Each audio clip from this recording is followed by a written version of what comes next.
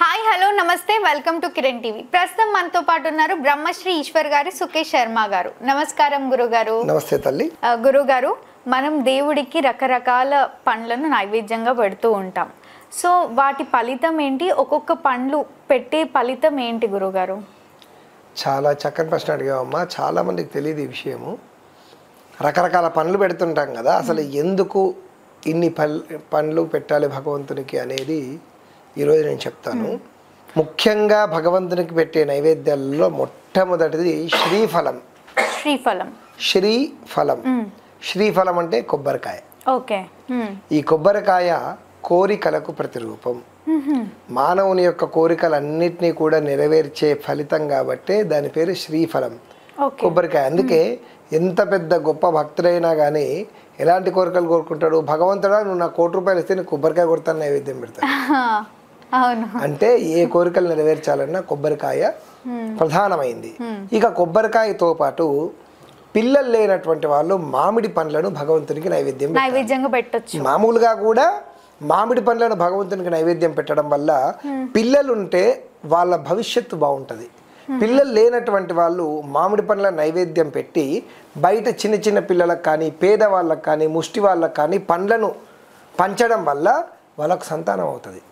అలానే శనిగ్రహ బాధలు, బాగా శని వల్ల ఇబ్బంది పడుతున్నటువంటి వాళ్ళు అల్లనేరేడు పండ్లతోని భగవంతునికి నైవేద్యం పెట్టాలి. వీలైతే అల్లనేరేడు పండ్ల జ్యూసుతో పరమేశ్వరునికి రుద్రాభిషేకం చేయించాలి. అల్లనేరేడు పండ్ల నైవేద్యం పెట్టి తినడం వల్ల శనిగ్రహ దోషాలు పోతాయి. ఇక వివాహం ఆలస్యమవుతుంది, పెళ్లి బాగా ఆలస్యమవుతున్నటువంటి వాళ్ళకు చెరుకు రసంతో స్వామివారికి అభిషేకం చేయడం కానీ, చెరుకు ముక్కలను కానీ నైవేద్యం పెట్టాలి. అంటే శివుడికి అభిషేకం, పరమేశ్వరుడు అనే కాదు, ఏ దేవతలకైనా ఇవి వర్తిస్తాయి. అలానే భార్యాభర్తల మధ్యలో గొడవలు అవుతుంటాయి, కుటుంబ కలహాలు. వీళ్ళకు సంబంధించి సపోటా నైవేద్యం పెట్టాలి. దాని పేరే సపోటు. పండ్లకి కూడా ఇలాంటి ఫలితాలు ఉంటాయా? పండ్లకే ఉంటాయి, పండ్లకు కూడా కాదు, పండ్లకు మాత్రమే. అందుకే ఏ పూజ అయినా కానీ కంప్లీట్ అయ్యాక పంతులు గారు అమ్మ ప్రసాదము అని పండ్లు ఇస్తారు. ఇది మీరే తినాలి అని చెప్తారు. కారణం, ఈ పూజా ఫలితం మొత్తము ఈ పండ్లల్లో ఉంటుంది. ఇవి వాళ్ళు తింటేనే రిజల్ట్. వాళ్ళు తినకుండా వేరే వాళ్ళకి ఇస్తే వాళ్ళకు ఫలితం వెళ్ళిపోయినట్టే. ఇంతసేపు కష్టపడిన పూజా ఫలితం మరి మీకు రావాలి అంటే ఎలా వస్తుంది? ప్రసాదాల రూపంలోనే వస్తుంది. ఆ పండ్లు, తర్వాత కలశం లోపల ఉండేటటువంటి వాటర్, మన పండ్లు వేరే వాళ్ళకి ఇవ్వకూడదు. మన పండ్లు, మన ప్రసాదము మనమే తినాలి. అది ఎవరు తింటే వాళ్ళకి ఆ ఫలితం వస్తుంది. అందుకే ఖచ్చితంగా మనకు భగవంతుడి దగ్గర బ్రాహ్మణులు ఇచ్చినటువంటి పూజా ఫలితం ఏదైతే ఉందో అది చక్కగా తీసుకోవాలి. ఒక్కొక్క పండుకు ఒక్కొక్క ప్రత్యేకత ఉంటుంది. సపోటా, భార్యాభర్తల మధ్యలో గొడవలు అయితే సపోటా పండ్లను నైవేద్యం పెట్టాలి.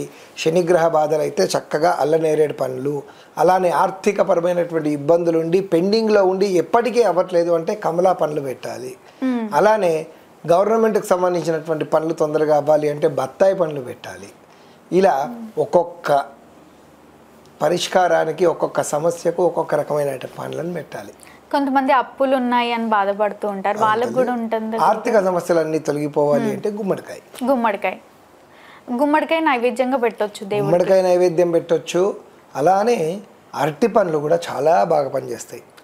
అరటి పండ్లు కూడా చక్కగా భగవంతునికి అరటి పండ్లను నైవేద్యం పెట్టిన తర్వాత ఆ అరటి పండుని మూడు భాగాలుగా విరుచుకొని 3 సార్లు తినాలంట.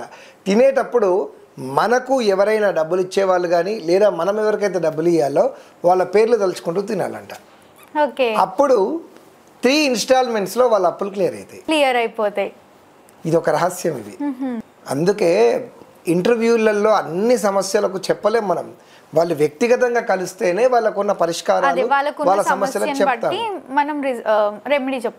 ఖచ్చితంగా. ఎందుకంటే ఆర్థిక సమస్యలు ఉన్నాయండి అంటారు, అందులో ఎన్ని రకాలు ఉన్నాయి? ఎన్నో రకాలు ఉంటాయి వాళ్ళకు. అందుకని ఒక్కొక్క సమస్యకు ఒక్కొక్క పరిష్కారం ఉంటుంది. దాన్ని బట్టి చూడాలి. వారు హోరోస్కోప్ కూడా చూడాల్సి వస్తుంది కదా. తప్పకుండా గురుగారు, పండ్లకి కూడా ఇంత ప్రత్యేకత ఉంది అని తెలియజేసినందుకు ధన్యవాదాలు. నమస్కారం తల్లి. చూసారు కదా, మా వీడియో మీకు నచ్చినట్టయితే లైక్ చేయండి, షేర్ చేయండి, మా ఛానల్ని సబ్స్క్రైబ్ చేసుకోండి. గురువుగారిని కలవాలి, మరిన్ని విషయాలు తెలుసుకోవాలి అనుకుంటే వీడియోలో స్క్రోల్ అవుతున్న నెంబర్ని కాంటాక్ట్ అవ్వండి. Thank you.